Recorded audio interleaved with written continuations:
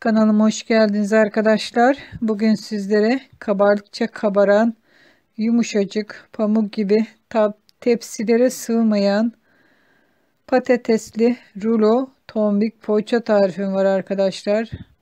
Son derece lezzetli ve yumuşak olan bu poğaça nasıl yapılır?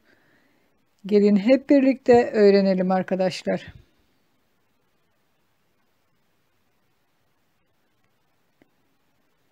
Evet, patatesli tombik poğaçayı hazırlamak için bir su bardağı ılık süt üzerine bir su bardağı su, bir su bardağı sıvı yağ,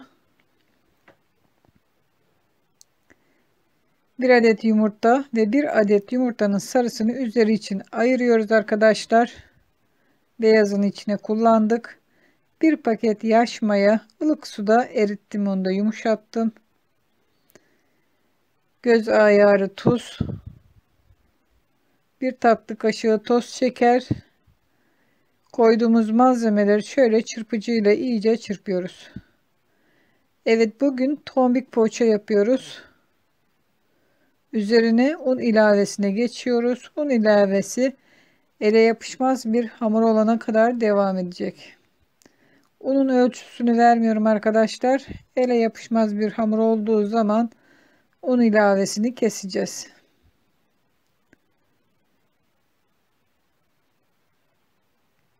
Evet, hamuru yoğurduk.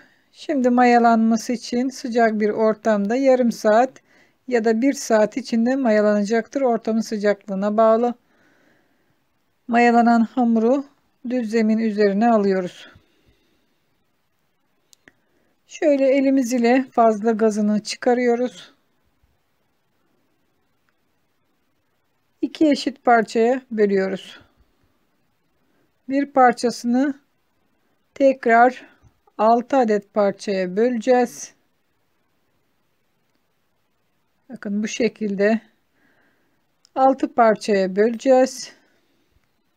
Elimiz ile her bir parçayı yuvarlıyoruz. Evet, bugün tombik poğaça hazırlıyoruz arkadaşlar. Patatesli olarak hazırlıyorum ben. Ama isterseniz peynirli, kıymalı, istediğiniz bir malzemeyle de yapabilirsiniz. Evet, her bir hamuru birazcık elim ile yuvarladım, toparladım. Şimdi oklava ile tabak büyüklüğünde her birini açacağım arkadaşlar. Bakın bu kadar büyüklükte olması yeterli. Diğer hamurları da aynı şekilde açıyoruz.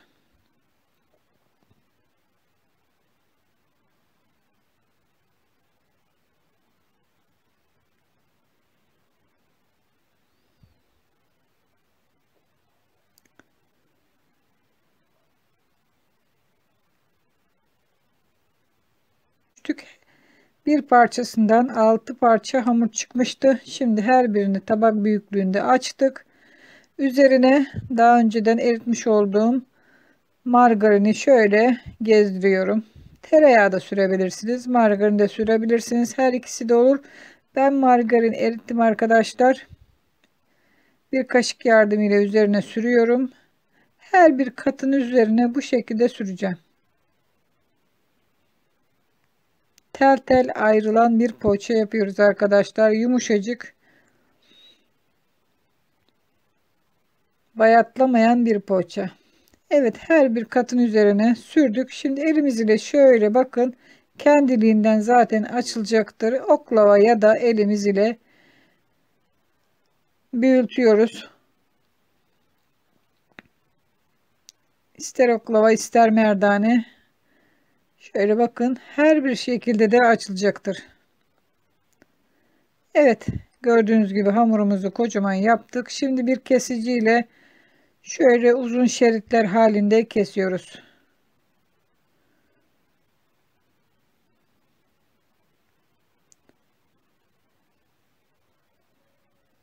Bir adet de ortasından kestik. Burada benim daha önceden haşlamış olduğum patatesim var. Üzerine tuz ve karabiber ilave ettim. Başka bir şey ilave etmedim. Kestiğim her bir dilimin üzerine bu malzemeden koyuyorum. Uç kısımlarına koyacağız arkadaşlar. Bol bol üzerine koyuyoruz. Şimdi şöyle elimiz ile bakın bu şekilde yuvarlıyoruz. Rulo şeklini veriyoruz.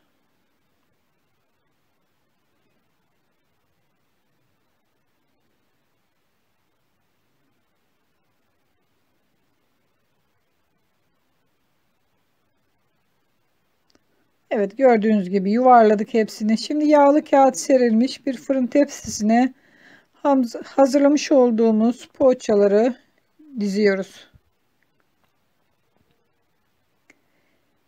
Evet arkadaşlar, kanalımızda yayınlanan tüm tarifler yazılı olarak nefislezzetlitarifler.com sitemizde de yayınlanmaktadır. Daha fazla resimler yayınlanmaktadır. Takip edebilirsiniz.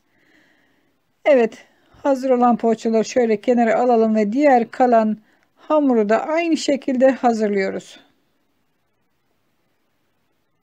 Bir parçasını hazırlamıştık 6 parçaya bölerek. Evet, ikinci parçasını da hazırladık. Fırın tepsisine dizdik.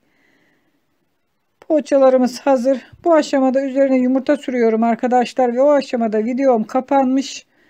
Bir miktar sıvı yağ karışımını içine yumurta ile beraber çırptım ve üzerine sürdüm. O sırada videom kapanmış arkadaşlar. Şimdi susam serpiyorum. Şöyle bol bol susam serpiyoruz üzerine. Çörek otu da serpebilirsiniz.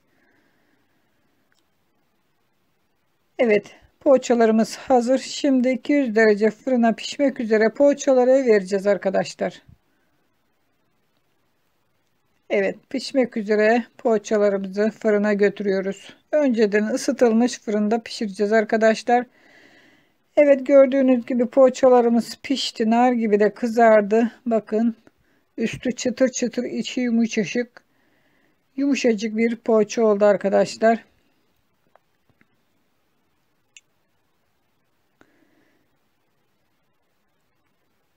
Umarım sizler için hazırlamış olduğum patatesli rulo tombik poğaça tarifimi beğenmişsinizdir. Yumuşacık. Siz de evinizde hazırlar, çoluğunuza çocuğunuza yedirirsiniz arkadaşlar. Bakın, üzeri çıtır çıtır, içi yumuşacık, harika bir poğaça hazırladık. Çok da kabardı. Tepsilere sığmayan harika bir poğaça oldu. Bir tanesini kırıyorum. İçinin nasıl olduğunu kendi gözlerinizle görün. Hoşça kalın, afiyetle kalın. Daha birçok yeni ve güzel tariflerde görüşmek üzere.